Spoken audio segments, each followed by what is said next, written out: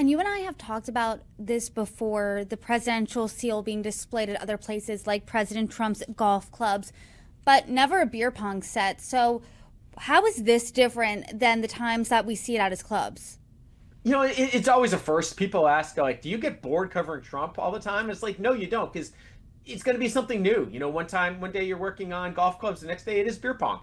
So what's different here is that it's actually merchandise for sale. The other places we've seen it would be, I think it's about 5 or 6 golf courses where it is used as a marker out on the field. At the one in DC, it is actually hanging up in the dining room. But this is the first place that I have seen it, anyways, on a product for sale. So that is a new step forward in the marketeering of the presidency.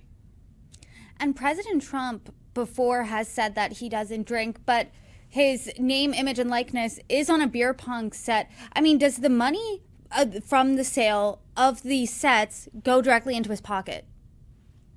It is most likely a licensing deal. So these sets just came on the market recently, so we don't have any real idea because we only have this financial disclosure from last year before this product was out there. But it does seem like it is some sort of marketing deal. Now, I don't know the specifics of the deal. I don't know if we'll ever find that out, whether it involves any sort of cut for profits or whether it's just a flat fee. But, it's also a bit of a misnomer. You don't have to put beer in the beer pong set to do it. I've certainly seen people, you can chug water. You can put other things in there. So let's not just try to pigeonhole this beer pong set. Anybody who wants to buy these plastic cups and plastic balls with President Trump's face on it can certainly go ahead and do so. You don't have to be a beer drinker.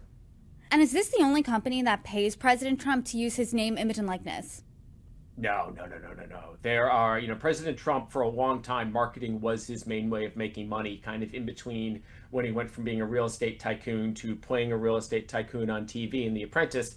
A lot of his deals were marketing deals. So, there are all sorts of other companies that are paying for this. In terms of the NFTs is probably the one that stands out. Those are like Trump digital trading cards.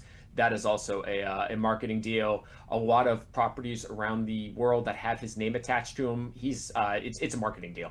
We know that in his second term, President Trump has made a lot of his fortune from crypto, but since he's president, have these licensing deals been a big moneymaker for him? It doesn't seem like they're as big a deal as the crypto by any stretch. Crypto, he's up billions in crypto, but this is also a man who famously cashed a check from Spy Magazine for 13 cents. There's nothing off the table in terms of making money. We've seen it especially with his Trump store that sells all sorts of merchandise, hats, t-shirts. In the first term, as we discussed earlier, really did not peg much to the presidency at all, and now it's all in on that. So really, any sort of guide rails that were on during his first term have just gone to the wayside the second term in terms of profiting off the presidency. And as you said earlier in this conversation, you get a lot, do you ever get sick of covering X, Y, and Z? Because this is a similar story that you and I have talked about before about the presidential seal being displayed in places it shouldn't. I mean, what piece of the puzzle, and I've asked you this a lot, what piece of the puzzle is this when it comes to the mosaic of President Trump's second term? Well, I mean, there's just no market that they won't try to tap into if there's a chance to make some money on it. When are we going to see the presidential seal on a bong? A joke, but can it really be ruled out? Not really. Well, I'm sure every time the presidential seal crops up, you will be diligent in reporting on it. Zach Everson, I appreciate the time. Thanks for having me back.